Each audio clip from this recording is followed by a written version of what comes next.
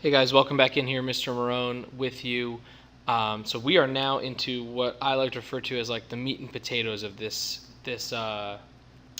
chapter, where we're really getting into how we look at triangle congruence and how we can show that two triangles are congruent. So there are 5 methods for showing triangles congruent. We're going to look at the first 2 today, and every one of these methods all refers to sides and angles, and it's a collection of certain number of sides and certain number of angles that allow us to shorten the process instead of saying that everything that we see in the figure has to be congruent for the figures to be congruent. So these are all supposed to be shortcuts. The names are all based off of how many sets of congruent sides and how many sets of congruent angles that we have in a picture. So this first one that we're going to look at is called SSS Congruence. S's stand for sides, so this is also known as side, side, side congruence. And the theorem simply says that if there are 3 sides of one triangle that are congruent to 3 sides of another triangle, the triangles are exactly the same. This one is the easiest of the 5 to see because it's all sides. So in other words, if we look at the picture, side AB has 1 tick mark, and that means it's congruent to side DE. Side BC is congruent to side EF because they each have 2 tick marks and are both blue, and then side AC is congruent to side DF. So if we can have 3 sets of congruent sides, side, side, side, then we have congruent triangles. In other words, we can say that triangle ABC is congruent to triangle DEF. Be sure to have them in the correct order. If I have ABC, where I go 1 tick mark, 2 tick marks, 3 tick marks, I have to have the same thing on the other side as well. So just keep that in mind. Like I said, side, side, side is the easiest to use because it's easiest to see. When we get to this next piece, we need to have something called an included angle. We're also going to have an included side, so those do kind of go hand in hand, but this idea of inclusion is really important for us. Think of inclusion, it means that you're together, you're with people, that kind of stuff. Same idea when it comes to an included angle. So an included angle is the angle created by the 2 marked congruent. I'm sorry, I wrote that wrong. Is the angle created by the sides marked congruent that are the included angles. So if we're looking at this picture here, the angle that's between the 2 sets of congruent sides are going to be the included angle. So in this case, angle A is the included angle of this picture, and angle D is the included angle of that picture. It's the angle that sits between the 2 congruent sides. So it sits between 1 tick mark and 2 tick marks there.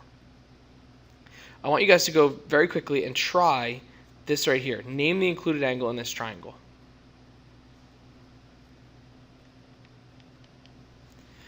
All right, welcome back in. Hopefully you picked angle K. So angle K sits in between the 2 sets of congruent sides, so that would be our included angle. I always like to think of it as like a sandwich. It's being sandwiched between the 2 sides. And this brings us to our second theorem, which is SAS. If we're still using our same abbreviations, that means side, angle, side. Notice that the angle is included. It's sandwiched between the 2 sides. So if we have 2 sides and the included angle of one triangle that are congruent to 2 sides and the included angle of another triangle, then these are congruent as well. So looking at our picture here, we have AB is congruent to DE. There's 1 set of sides. We've got that angle A is congruent to angle D. And we've got that side AC is congruent to side DF. So I've got a side, I've got angles, and I've got a side. Since that works, we can then say that triangle ABC is congruent to triangle DEF. So when we look at this picture here, it asks what 2 ways could we prove that these 2 triangles are congruent? So one way is a way that we just spent a bunch of weeks doing, and that's transformations. We could do a glide reflection, or in other words, reflect then translate, which you guys remember is a bunch of work. The other thing that we can do is, if you notice, you've got one set of sides, you've got a set of included angles, and then you've got another set of sides right here. So we can say that they're congruent by side, angle, side, right there, SAS, because they gave us that information. So we could do all of that hard work to transform this figure, reflect it, then translate it, or we could just use side, angle, side.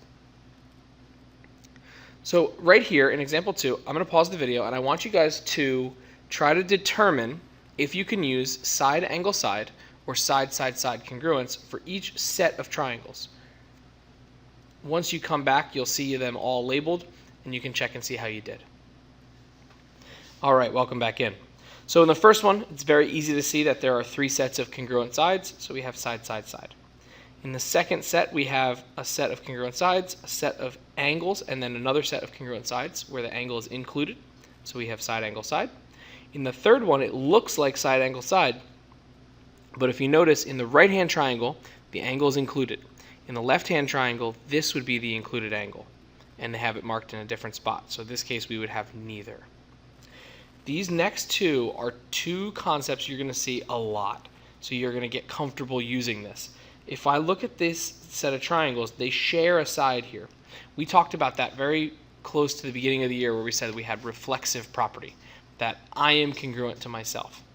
With that same idea, this side is congruent to itself because it's in both triangles.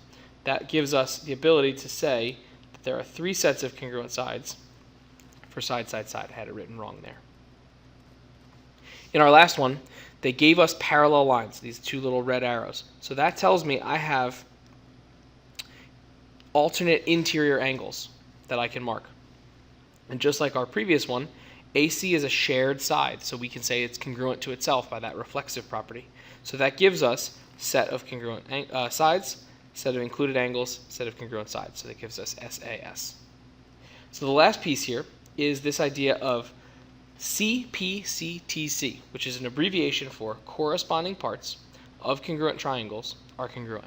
This is going to pop up throughout this chapter, and this basically says that if I know that the triangles are congruent, then all the corresponding pieces are also going to be congruent.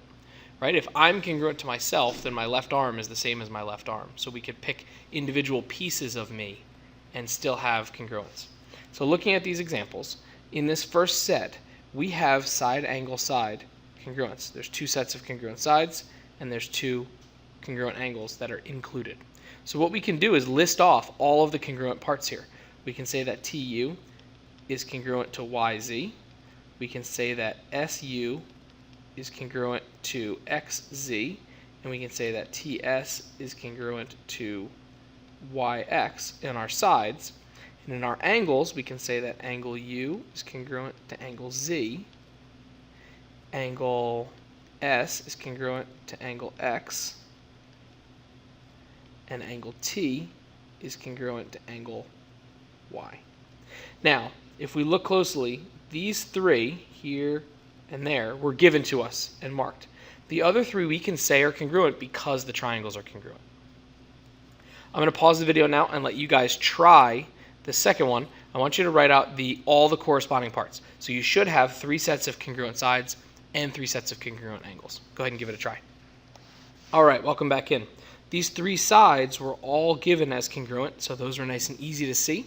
The 3 angles were a little bit more work. So if we look closely at it, angle A sits between a 1 mark and 3 marks. So angle D matches it, 1 mark, 3 marks. And then we'd work our way through that way. I know we covered a lot of ground here, and there's a lot going on with these triangle congruence things. We're going to spend a lot of time with each individual one so that we really build up a comfort level.